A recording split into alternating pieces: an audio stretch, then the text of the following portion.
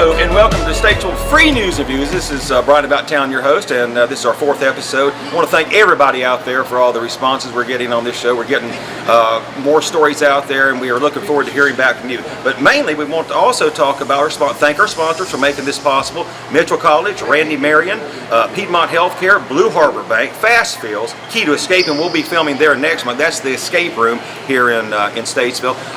And of course, I'm at the Statesville Family YMCA, so I've got the summer camp shirt on. So you're looking for a place for your child to go to summer camp, this is a perfect place to go. We've got lots of programs, lots of activities, and also we want to thank McDonald's of Iredell County getting ready to open their 9th store here in Statesville. Now they give back so much. Mike Neader and Melissa Neader, we'll be talking to them in this show too.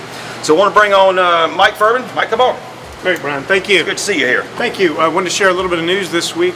First of all, just look back to Monday when there was the Field of Flags ceremony in Mooresville. Great turnout despite not the best weather.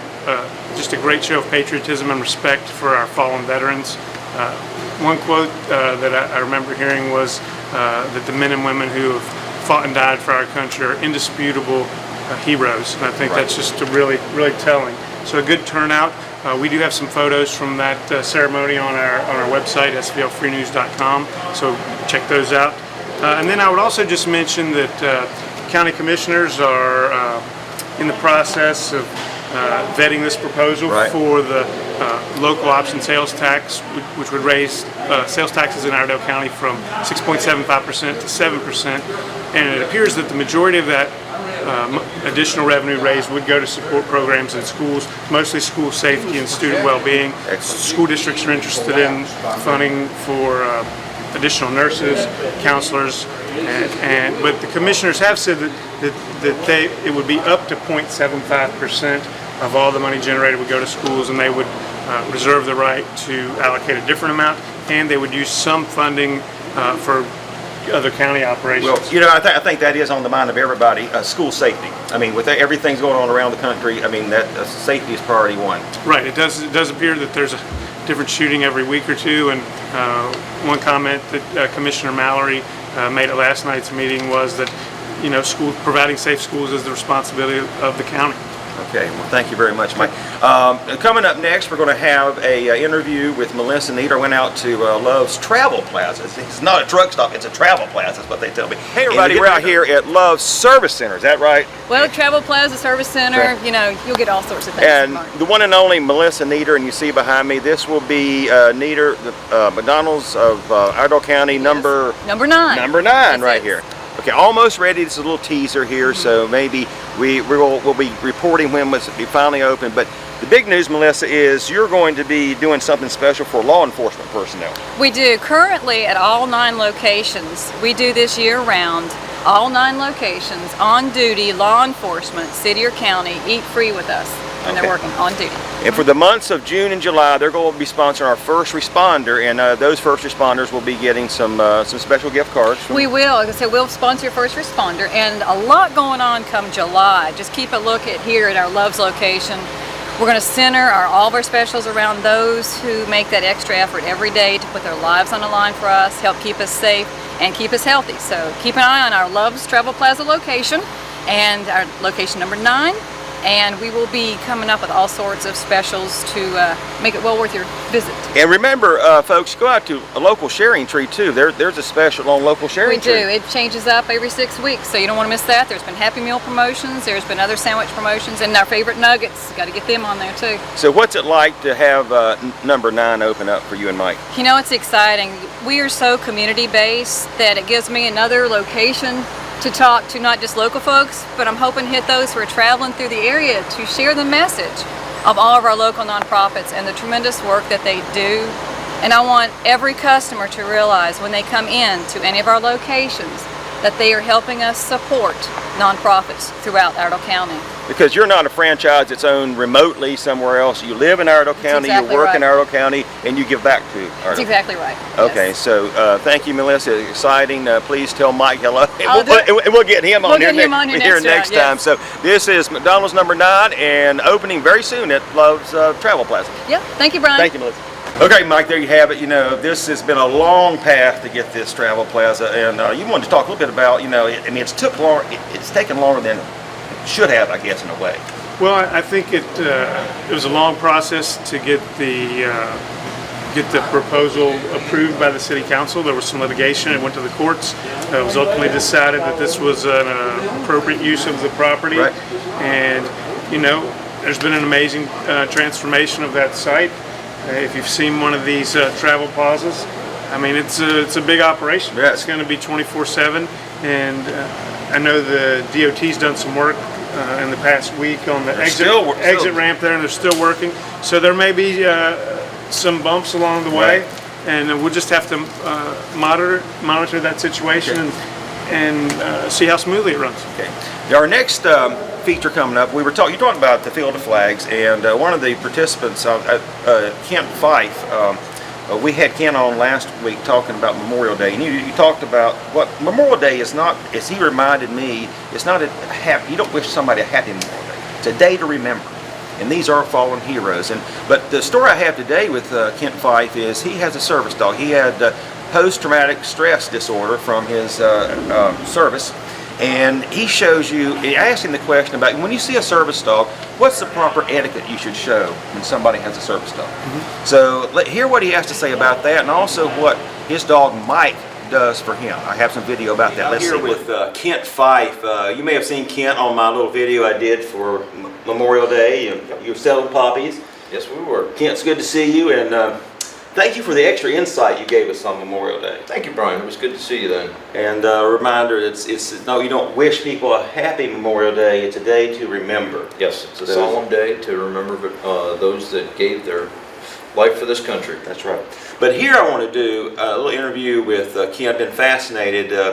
You have a service dog. So let's start first of all. When people see service dogs, what is the proper etiquette when you see a service dog around?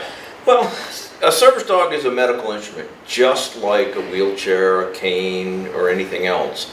The proper way to deal with a service dog is actually deal with the person that has the service dog. Right. Try to ignore the service dog. Right. It's a really, really tough thing to do. Right. Ignoring something as beautiful as Mike or other service dogs is probably one of the hardest things to do.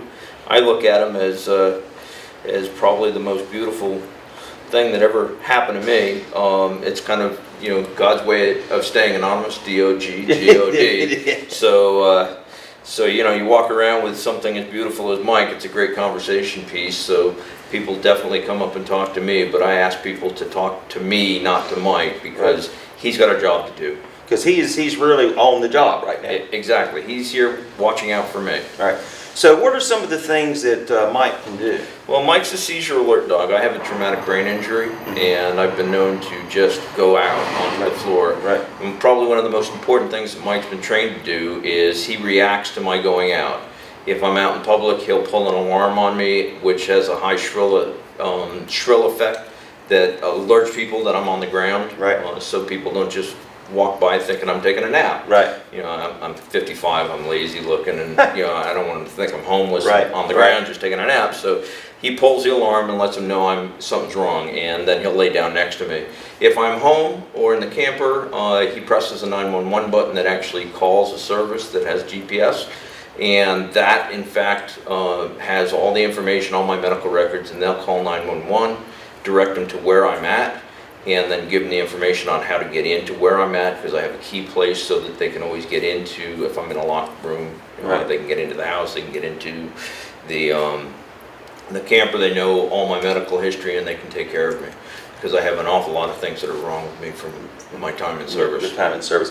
You know, I know growing up as a kid, I of course would see a seeing eye dog. Yes. And that was kind of the first thing I ever noticed. Animal was doing something. We actually prefer to call them guide dogs, because they don't actually see for you. Yeah. So they're not actually seeing eye dogs, they're guide dogs. They guide you along, make sure you don't hit things and go out into the street when cars are coming. They're actually taught disobedience. They sit down if there's something that's wrong with you.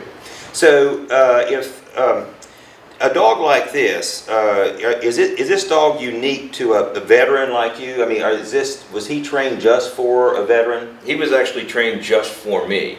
The process that America's Vet Dogs goes through with pairing a dog with a veteran is actually, it's a long process. It takes about a year from the time you put an application in. Mike is actually my second dog And even though I had a service dog through them to start with, when I had to retire Iris, I had to put the application process in, then they talked to my doctors, they talked to me, figured out what my needs were, because they change. As I got older, my needs, my neck injury got worse, my going out became less. It was still something that Mike had to be trained for, but that wasn't as big a need as my need for balance, because my brain injury and my neck injury became more prominent. Right. So Mike is much larger than my first service dog Right. was. I was younger when I got my first service dog. She was about 25 pounds, almost 30 pounds less than Mike is, and didn't stand near as tall. Right. But she could actually sense when I was going to have. Oh, okay. You can't train a dog to do that. She just happened to be able to pick up on the electrics when I was starting to go out. She actually saved my life. Wow. Because she could sense it, she picked up on it, and I was able to actually press a button. She actually was able to stop the events from actually happening, because she pulled me back into reality. My brain was able to pick back up on the beating of the heart and everything, and stop the events from fully dropping me down on the floor and making me look like I was dead and pooping and peeing all over my. It was an ugly experience. So she actually saved my life. The doctors were able to change my meds. I got my driver's license back. I stopped being suicidal. These dogs change lives. They really, really do. But Mike, he in fact does things like nightmare interruption, which Iris also did, but Mike his way of doing it is much gentler than Iris's was. He helps with balance, which Iris was too small to do for me. He helps me get up if I'm on the ground, and my knees and my hips and my back and everything have gotten much stiffer as I get older, so he helps with that as far as bracing to help me get up. It's amazing some of the things that these dogs do. He brings me my clothes, my shoes, my keys. If I drop something and I ask him to bring it to me, he'll bring it to me. So, I mean, absolutely amazing. Not only that, but how can you have a better friend than Mike, a service dog? Can a business legally refuse service or refuse to allow you to come in if you have a service dog? If it is a public access business, they can ask, is the dog a service dog, and what task does that dog do to mitigate your disability? And that's the way the law is written. As long as somebody can answer that correctly, by law they're not allowed to say you can't come in. Right. I serve food here, you can't come in. I've got people that are allergic to Fido, you can't come in. I've had people that have done that. I've actually videotaped it on my blog, on my YouTube. I've actually had people that have done it. I don't go out to try to shut businesses down like that. There are some people that do. I want to train, or companies and places like Educate. that. I want to educate, exactly, because I want to make it better for other veterans Right. that may not be as able to talk to people like that. Sure. People that have severe PTSD and not able to go in and deal with somebody, that may want to just go through somebody instead of, I want everybody to be able to have full access. So if somebody wants to see, you have a blog, and I do. I'll put it here on the screen, a blog and YouTube. Yes, well, I do have a YouTube channel. I'll be honest with you. This is a face made for radio. It's really not a face made for doing video. It's really not about me. It's all about trying to help other veterans and other disabled people trying to get out there and do stuff. So my goal in life today is to help other veterans and other people that may have disabilities. So I don't do near as much on YouTube. I really do one-on-one, trying to help other individuals trying to get out there and do more. So we'll put the link to the blog here, and they can contact you, or if they have more questions, and you'd be glad to help them out. And if somebody's out there needing a dog like this, feel free to reach out to Kent. Now, I've known Kent for a while now. I've been very impressed, and you've been on some national shows today. I have been on a few national shows, yes. Very good. Well, Kent, it's a pleasure to have you here in Iredell County. Thank you for your service and your commitment to veterans and veteran services. Thank you very much, Brian. Go, Mike. Your namesake is a hero too. Right. Well, the dog's definitely more heroic than I am. But that was an interesting feature, and I think a lot of people don't truly understand the value that these service dogs provide. Right. It's therapeutic. It's like having it's a type of medicine, really. Well, yeah, that's what he says. You know, this is actually it's just like an oxygen tank or something else he has with him. So be respectful when you see a service dog, and also always address the person who's with the service dog. So you've got here a special feature coming up. Yeah. Next, I've spent some time with Bill Leach this week. I'm not sure a lot of people in Statesville know Bill. He's a retired banker, but since he's retired, he's really invested a lot of time and effort in photography. Right. And he earlier this year he spent, I think, 12 days in Africa on a Right. safari, shooting some great pictures. So talked to Bill a little bit about his how he got into photography, what the challenges are of going on a safari and shooting these animals. And then we're going to share a bunch of the pictures as well. So I hope people enjoy that. Yeah, right here. All right, I'm here with Bill Leach today. Bill, thanks for taking a few moments to share your experiences of your African safari trip, which I think you told me was at the end of March. It was a 12-day trip to Botswana, to the Mashatu Game Reserve. Tell us a little bit about what an average day was like during the trip. An average day. We had breakfast at 5:15. And we departed at 5:45, and we looked for wildlife till 12 o'clock, returned at 12 for lunch.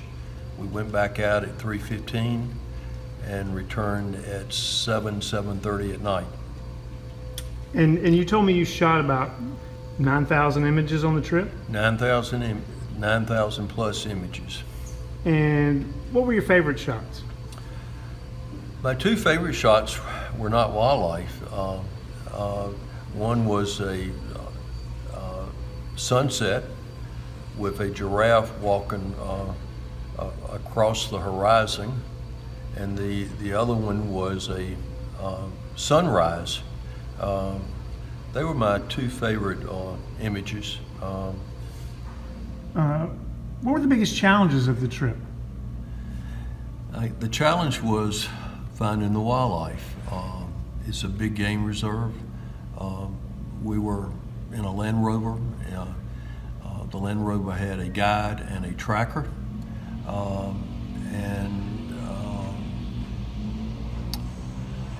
We were able to get off the main road to go into the bush to look for the animals. However, the guides and the trackers were fantastic.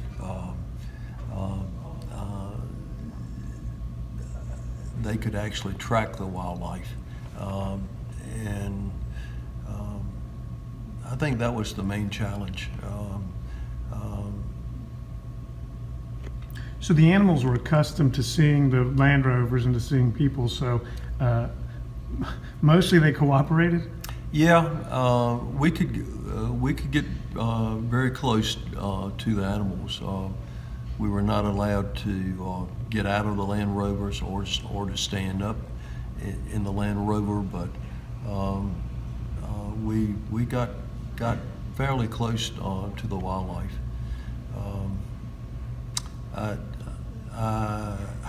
I use a Nikon D500 with a Tamron 150 600 lens, which helps to narrow the distance. Now, I know you had been to Africa before on safari. Was there a moment on this trip, like a wow moment, where you're like, I can't believe I'm here and I'm seeing this right now? On my first trip to Africa, I did not see that many leopards. On this trip, the photographer told me that we would see a lot of leopards, and we saw 10 in the first day and a half. So I guess that was probably the wow moment. And seeing the lions and the elephants, I would think, you never really get used to that. No, you don't. It's awesome. I guess to see them, to be that close to them, and to be able to take the pictures. And when you returned home, Tell me a little bit about the editing process, going through 9,000 images and trying to pick out your favorites. Well, you have 9,000 images because your camera can take 10 frames per second. So you're taking a lot of images of the same animal. Mm-hmm. But I have a program that I use to sort or to select and sort the images, and I edit them in Lightroom. And yes, it takes a while to go through 9,000 images. But it's kind of like reliving the trip, right? It is, and it's a learning process too, because you learn, you have a chance to see your mistakes and to learn the things that you did right. What do you think your next big adventure would be that you have planned for the future? I guess my next trip is my daughter's wedding. Her wedding is on August 11th in Jackson Hole, Wyoming, and I think my wife and I plan to make this a road trip. So you'll probably find some more wildlife out there to shoot. I hope so. All right, thank you for taking the time. That was, I mean, his work is amazing, Mike. I mean, he puts so much time and effort, and part of the success with photography is that what you do after you take the shot, the cropping and right. editing. And it was amazing. He came home with 9,000 images. Oh, that would take a long time to go through. Going through there and picking out the ones that, and everybody might have their own favorite, but it's just a great story. Our next feature here, I'm going to introduce you to somebody new who's going to be starting to help out with the show, Eric Hanson, and you'll hear from him. I interviewed him a little bit yesterday, but in preparation for his first video he did, actually with his wife. His wife manages or owns the Dance Academy here at the YMCA. It's grown in phenomenal ways over the last 2 years. They just packed out Matt Gray Auditorium with the recital, and they're looking to grow. So Eric interviewed her, and also be looking for Eric. He's going to be doing some interviews for some local sports throughout the area, also local performers. So look, we're grateful to have Eric with us. We're here in the gym at the Statesville Family YMCA, and I want to introduce you to our newest member of Statesville Free News and Views, Eric Hanson. Eric, good to have you aboard. Thank you, Brian. How are you doing? And why don't you tell the folks what you're going to be working on? Well, I am actually going to be covering entertainment and sports here in Statesville and Iredell County area. There are a lot of fantastic musicians, bands, actors, dancers, performers, as well as some people making some great athletic achievements here in town that deserve some coverage. Right. And I'm going to give it a little bit of coverage here in town. Excellent. And you also make videos, so if you need a video made for your business or your website, give us a call, either one of us. And we're also looking for stories. So if you have a good story about a local athlete or a local musician or performer, let us know. We'll look into it. Please do, yes. And what's your first video, Eric? Well, the first thing that I wanted to tackle this time was, have you ever wondered if there was a place where you could go and just forget about all your cares and all your worries, no matter what your age is, right? And maybe just turn on some music and dance, forget about everything, right? That's right. Well, actually, the story I'm covered this time was here at the YMCA Dance Academy. Is a place where you can do that. And you'll hear all about it in this video. The Dance Academy, of course, is managed by your wife.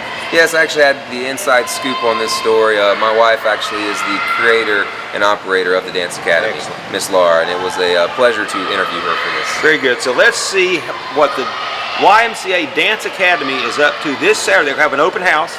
Open house, So come out to the open house and sign your child up for a dance. Or if you older person, older adult, you want to come and dance too as well. You don't have to be a child. Oh, so it's all ages. It's all ages, which makes it great. Okay, so let's take a look. This is Eric Hanson for Statesville Free News and Views, and I'm here today with Miss Laura of the YMCA Dance Academy. How are you doing today, Laura? I'm good, thank you. Yes. So tell us, how did this Dance Academy program here at the Iredell County YMCA begin? Well, the dance program actually started a couple of years ago. We'll be going into our third year this year. We started very small. It was just a Saturday program. We've now grown to We have classes 6 days a week, and yeah, we'll be going into our 3rd year this year. I did have the pleasure of seeing your most recent dance recital. Yes. Tell us a little bit about the dance recital. Yes, so our dance recital just took place May 19th at Statesville High School, and we had a great time. Everybody did so well. Everything ran smoothly, and the kids and adults that got to perform, they just had a blast. We had the best time, so it was really fun. So not only did you have your young dancers on stage, but your adult dancers were on stage as well, and from what I understood was they sold out, packed McGray Auditorium at Statesville High School with over 800 people in attendance. That's fantastic. Yes, it was great. And I heard it was a very entertaining show. It was a lot of fun. Yeah. What would you say to a adult, male or female, that might have some interest in the class but is really unsure because they don't want to put themselves out there? Yeah, come try it. Like I said before, you might surprise yourself. We've had a lot of adults unsure, but they come to the class, they love it. We're always willing to give you a free trial class, so if you just want to come try it one time, come check us out, come take a class and see what you think. But usually our adults, they stay and they've had a great time this year. So. What is currently going on with the YMCA Dance Academy program right now and in the next coming months? So yeah, coming up, we've got a lot of things going on. We've got open auditions coming up this Friday and next Friday. That's for all dances, all levels. What's the date on that? So this Friday, June 1st and Friday, June 8th, from 6 to 7 p.m. We are looking for dancers ages 8 and up to become part of our performing troupe. So those dancers would get to perform in local community events. So let's see, you have this coming Friday, June 1st, and the next Friday, June 8th, auditions for this troupe. You don't have to be a member of the YMCA Dance Academy to do that. 8 and up, okay, to join the performing troupe here at the YMCA. Well, you do local performances at events and festivals here around town and actually get some real performing experience. Yes. Yeah. After that, on Saturday, we have our open house event, which is a very big day for us. It's where we do most of our registration for this coming September. That's from 10 a.m. to 1 p.m. So people can stop by any time, come check us out, see our fall schedule, and sign up for dance for September. And this year we're actually offering a baby ballet class, as well as adult ballet, hip hop, tap and jazz this year. And then next week we have our Prince and Princess Camp, which is very popular. We only have a few spots left for that. A lot of fun. It's from 9 to 12:30 daily. We also have some surprise guests coming. And this is just a really fun camp. It's for ages 3 to 5, preschool ages. And we'll be doing that next week. That's June 4th to 8th. And our campers, they get lunch and a t-shirt included as well. So it's a really good deal. Summer classes, they're drop-in classes, or you can pay by the month. So we have classes pretty much going on throughout the whole summer. So just repeat when again those days are? Yes, so we have our Princess Camp next week, which is June 4th to the 8th. That's for ages 3 to 5. And then our dance camp for ages 6 to 8 is June 25th to the 29th. Okay, so there's a lot of things going on here at the YMCA right now, this summer, and next fall in regards to the Dance Academy. So please call the local YMCA here in Iredell County to get all the information, the prices, the times, everything else you need.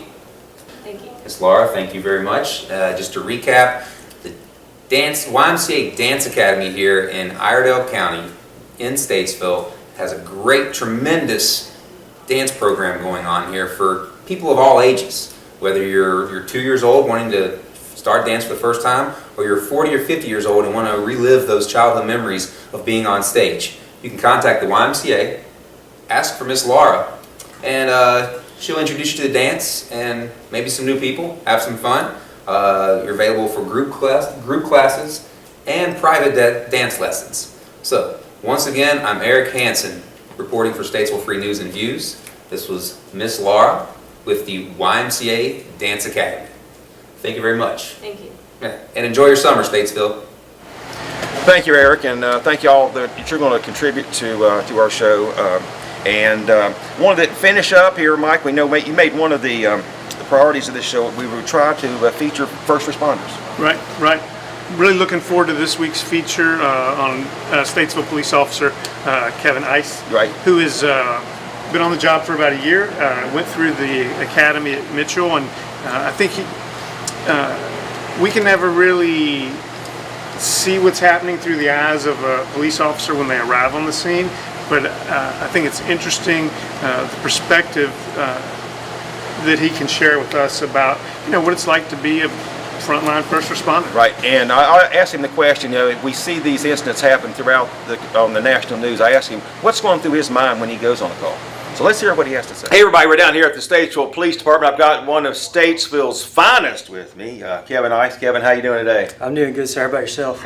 You've been on the job about a year now, is that correct? Yes, sir. And why did you want to jump into law enforcement? Well, I come from a family of law enforcement, and I did 4 years in the Marine Corps, so it was kind of a easy transition for me. So yeah, it was just like, being in Marine Corps, this is, you could do this with your eyes closed, I bet. Some of it's the same, a lot of it's different though. Different, okay. So tell us, what is rewarding about being a police officer for you? I find fulfillment just being able to help people out. Coming from a military background, feeling like I'm protecting people. That's what I love.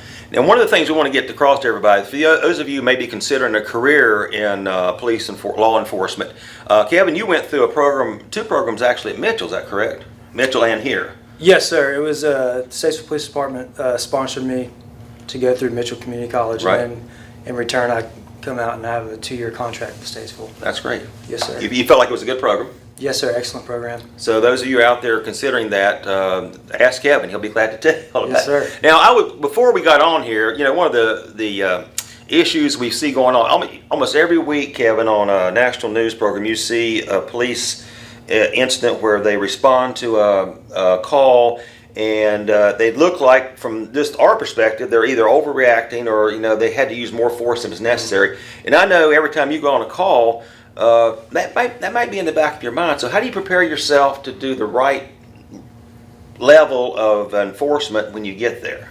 There's a lot of things that come into play. I think that the things that you see on TV a lot of times, like from my point of view, I don't know what happened that led to that point. Right.